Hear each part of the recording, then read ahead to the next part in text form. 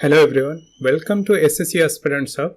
आज इस वीडियो में हम एसएससी सीजीएल 2017 मेंस के एक अलजेब्रा के क्वेश्चन डिस्कस करेंगे जो कि दिखने में लगता है काफ़ी कैलकुलेटिव होगा। अभी तो फिलहाल एग्जाम में काफ़ी कैलकुलेटिव क्वेश्चन आने लगे हैं, पर ये सवाल दिखने में कैलकुलेटिव है। इसका बहुत सारे तरीके हैं अप्रोच करने का। उसमें से दो मैं ऐसे तरीका बताऊंगा जो कि बहुत इजीली ये क्वेश्चन सॉल्व हो जाएगा।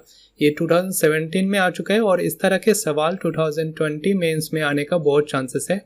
तो चलिए इस सवाल को हल करते हैं।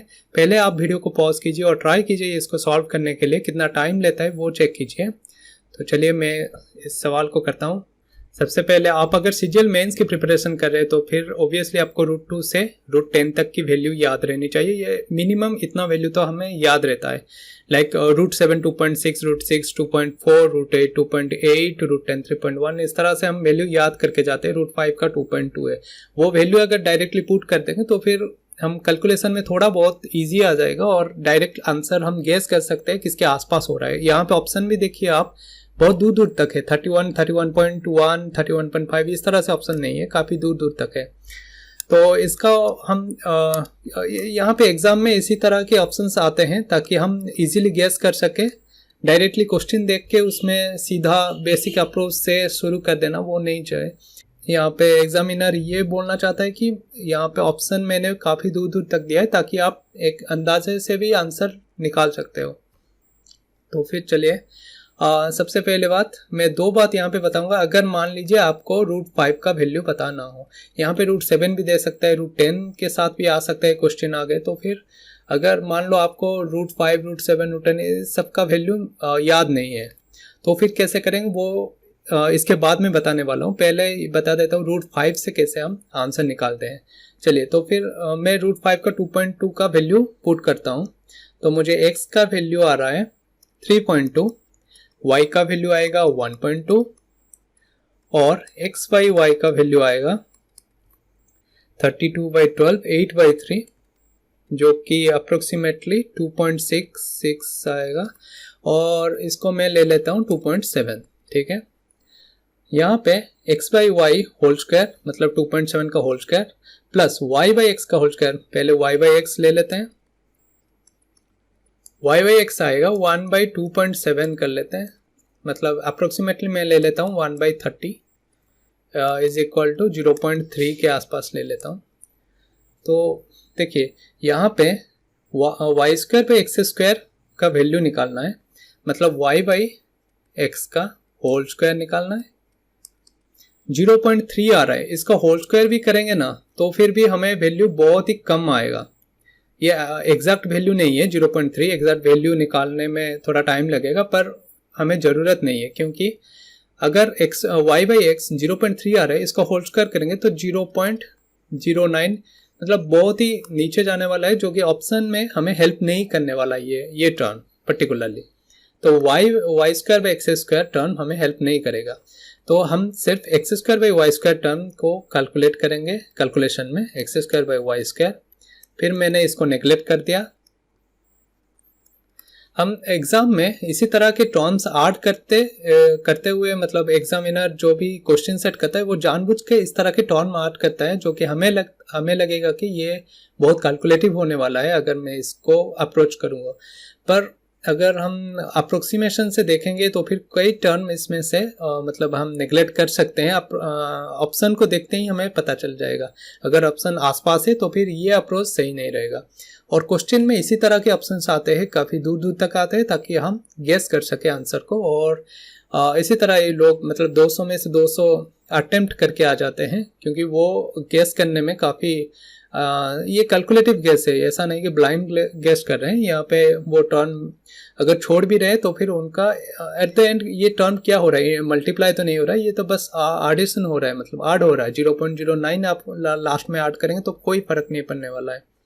तो मैं x square by y square रखा, फिर ये टर्म को नेग्लेक्ट कर दिया। फिर 4 इंटू एक्स बाई वाई, फिर अगेन y बाई एक्स 0.3 आ रहा है अप्रोक्सीमेटली वैल्यू, तो 4 मल्टीप्लाई भी कर देता हूँ तो फिर 1 के आसपास ही वैल्यू आएगा जो कि ज़्यादा कुछ डिफरेंस नहीं लाने वाला है हमारे क्वेश्चन में। तो फिर मैं इसको भी नेग्लेक्ट कर देता हूँ। तो 4 इंटू एक्स बाई वाई, ये टर्म मैं क्यों रख रहा हूँ, क्योंकि हमारा एक्स बाई वाई का वैल्यू 2.7 है, 2.7, तो 4 मल्टीप्लाई कर देंगे तो फिर काफ़ी ज़्यादा, मतलब 31 टू 35, 25 इस तरह के गैप में वो नहीं आने वाला, इससे ज़्यादा जाएगा, तो इसीलिए मैं इसको रख रहा हूँ। प्लस ये टर्म तो मैंने नेगलेक्ट कर दिया, 4 इंटू वाई बाई एक्स, फिर मैं प्लस 6 कर लेता हूँ, ठीक है। तो बस हमें इतना कैलकुलेशन करना है। वाई बाई एक्स का वैल्यू 2.7 है, 27 का होल स्क्वायर कर लेते हैं, 7 to 9 और पॉइंट डिवाइडेड बाई 100 आ जाएगा, तो 7.29 plus 4 into 2.7 is equal to 10.8 plus 6 is equal to approximately आपका 24 पॉइंट समथिंग आ रहा है, जो कि आंसर 25 हो रहा है। तो यहाँ पे आपको करना क्या था, सिर्फ यहाँ पे एक्स बाई वाई का वैल्यू याद करना था, जो कि 2.7 हो रहा है। फिर इसके बाद मान लो ये 0 पॉइंट समथिंग आया होगा, एक्स बाई वाई 2.7 के जगह 0 पॉइंट समथिंग आ रहा है, तो फिर हम एक्स स्क्वायर वाई स्क्वायर को नेगलेक्ट कर लेते हैं और y square by x square को लेके हम कैलकुलेशन कंटिन्यू करते हैं। तो इसी तरह के क्वेश्चंस में ज़्यादातर जहाँ पे x by y, y by x ऐसे टर्म्स अगर कंटिन्यू होता है तो फिर हम एक पर्टिकुलर टर्म को हम निगलेक्ट कर सकते हैं इस तरह के इक्वेशन में। तो ये प्रैक्टिस से ही पता चलता है।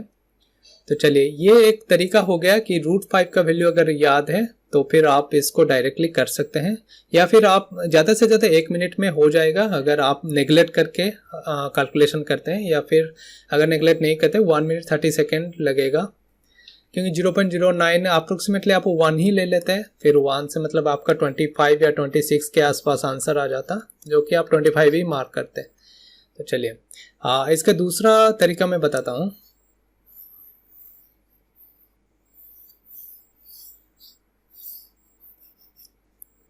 मान लो आपको √5 का वैल्यू याद नहीं है, तो फिर कैसे करना है। सबसे पहले हम ये क्वेश्चन को ऑब्जर्व करेंगे, एक second.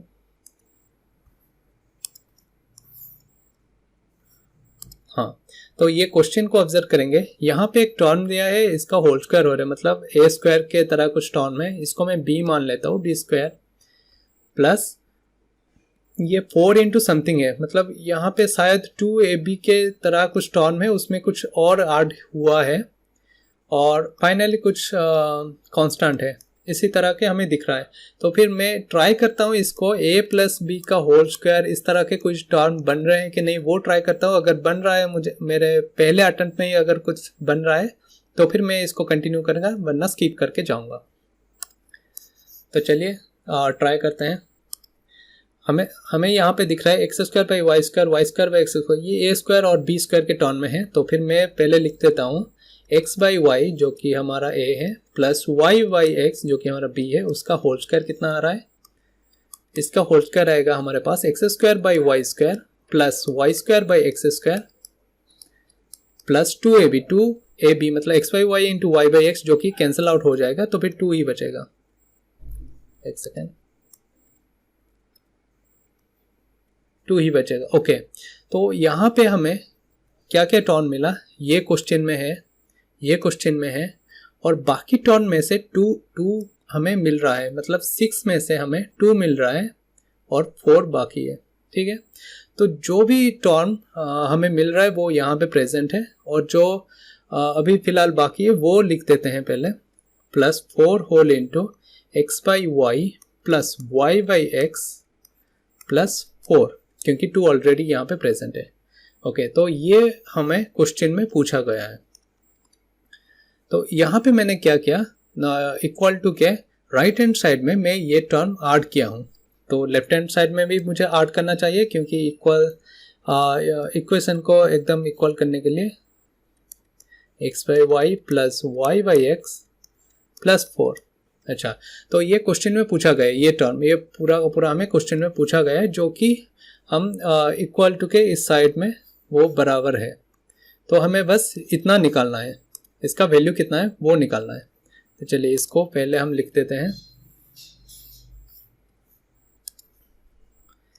X by y plus y by x whole square plus 4 whole into x by y plus y by x plus 4।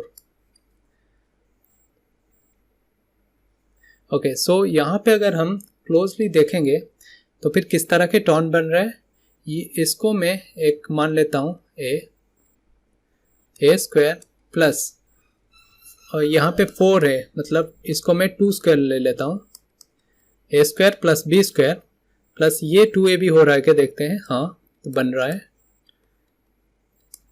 2ab, तो मतलब ये a प्लस बी का होल स्क्वायर, बी मतलब 2 का होल स्क्वायर बन रहा है। तो इसको सिंप्लीफाई करके लिखते हैं, a के जगह पुट कर देते हैं x by y plus y by x plus 2 का होल स्क्वायर। इसका मतलब क्वेश्चन में जो इक्वेशन ये दे रखा है वो एग्जैक्टली इसका होल स्क्वायर है, x by y plus y by x plus 2 का होल स्क्वायर ही दे रखा है यहाँ पे। तो इसी तरह के क्वेश्चन में अगर आप कुछ square a square plus b square plus 2ab का काइंड ऑफ उस तरह के कुछ भी दिख रहे हैं तो फिर एक बार ट्राई कर लीजिए कि a और b जो दे रखे हैं उसको होल स्क्वायर करके कुछ ऐड या सब्सट्रैक्ट करके जो क्वेश्चन इक्वेशन है वो ला सकते हैं कि नहीं, और फिर उसमें मतलब वो डायरेक्टली पता चल जाता है हमें थोड़ा बहुत गेस करके। तो चलिए यहाँ पे हमें पता चल गया है ये x by y plus y by x plus 2 का होल स्क्वायर है। तो यहाँ पे भी ज़्यादा कुछ कैलकुलेशन नहीं है, मैं अगर एक्स वाई एलसीएम लेता हूँ तो x square plus y square होगा। एक्स वाई का वैल्यू कितना है 5 √5 प्लस 1 इंटू √5 माइनस 1, मतलब ए स्क्वायर माइनस बी स्क्वायर मतलब 5 माइनस 1 इक्वल टू 4। एलसीएम मुझे मिल गया है 4, ऊपर x square plus y square, x square मतलब क्या है √5 प्लस 1 का होल स्क्वायर है और √5 माइनस 1 का होल स्क्वायर है, मतलब यहाँ पे प्लस 2ab आएगा, यहाँ पे माइनस 2ab आएगा। और जब हम ऐड कर लेते हैं x square plus y square तो 2ab कैंसिल हो जाता है, plus 2ab minus 2ab cancel हो जाता है, तो फिर बचता क्या है ए स्क्वायर प्लस बी स्क्वायर, इसका ए स्क्वायर प्लस बी स्क्वायर। तो ए स्क्वायर प्लस बी स्क्वायर कितना है √5 का होल स्क्वायर 5 प्लस 1 6 है, इसमें भी a square plus b square y का कितना है 6 है, तो 6 प्लस 6 12। कोई कैलकुलेशन करना जरूरत नहीं, बस देखने से पता चल रहा है कितना आ रहा है। तो मतलब ये आ गया 3 plus 2 whole square is equal to 25। देखिए यहाँ पे हमें कोई भी कैलकुलेशन नहीं किया, बस टर्म्स को थोड़ा बहुत एडजस्ट किया और हमें आंसर मिल गया है। और आप ये तरीका यूज़ कर सकते हैं, पर इसमें आपको ये ध्यान रखना है कि आपको किसी तरह से इसको होल स्क्वायर के टर्म में ला सकते हैं या नहीं, वो आपको प्रैक्टिस करने से ही पता चलेगा। या फिर √5 का वैल्यू जो कि देखने से ही कुछ दिमाग चलाने की ज़रूरत नहीं है, आपको √5 का वैल्यू याद है, बस पुट कर लीजिए, कोई नेगलेक्ट हो रहा है तो नेगलेक्ट कर लीजिए, या फिर इवन कैलकुलेशन में भी ला सकते हैं वो टर्म जो कि मैंने नेगलेक्ट कर लिया है, तो फिर आपको 1 मिनट 30 सेकेंड के अंदर ये बन जाएगा ये क्वेश्चन का आंसर। तो ये 2 तरीके थे जो कि सीजीएल मेंस में इसी तरह के क्वेश्चन आएंगे, तो फिर उससे बेटर है आप रूट का कुछ वैल्यू याद करके चले जाइए। और ट्रिपलेट्स रूट वैल्यू ट्रिपलेट मतलब आपको इसी तरह के ट्रिपलेट भी याद होना चाहिए 20, 21, 29। क्वेश्चन में कई बार इस तरह के ट्रिपलेट्स पूछा गया है, और 12, 35, 37, तो आप इस तरह के ट्रिपलेट्स याद करके जाइए और √2 से √10 तक एटलीस्ट तो वैल्यू याद कर लीजिए। और मेरा अभी तो फिलहाल डीवी है 4th को 2019 सीजीएल का डीवी है, कोलकाता में है, तो वो अटेंड करने जा रहे हो। और प्लीज़ आप इस वीडियो को शेयर कर दीजिए और सब्सक्राइब कर लीजिए, क्योंकि अगर ज़्यादा सब्सक्राइबर होंगे तो फिर वो मुझे काइंड ऑफ मोटिवेशन मिलेगा। मैं आगे तो सीजीएल कंटिन्यू करने नहीं वाला हूँ, क्योंकि इस बार मुझे पोस्ट मिल जा रहा है। तो फिर आगे आप प्लीज़ इसको सपोर्ट कीजिए इस चैनल को, और काफ़ी शेयर कीजिए ताकि मुझे ज़्यादा से ज़्यादा सब्सक्राइबर मिले, और वो काइंड ऑफ मोटिवेशन होगा तो आपके लिए और भी इस तरह के वीडियो लाऊं जिसमें कि सीजीएल मेंस के रिलेटेड कुछ अच्छा क्वेश्चंस ला सकता हूं, एडवांस के और अरिथमेटिक के, जो कि पैटर्न जो कि प्रीवियस ईयर पैटर्न के ऊपर ही बेसिस होगा, क्योंकि क्वेश्चन प्रीवियस ईयर पैटर्न में ही आ रहा है, बस उसको कैलकुलेटिव लेंथी बना रहा है। मान लीजिए यहाँ पे √5 के जगह √7 डाल दिया, तो वैसे ही कुछ कर सकता है आगे इस सीजीएल 2020 में। तो इस तरह के क्वेश्चन आपको प्रैक्टिस कीजिए। So thanks a lot.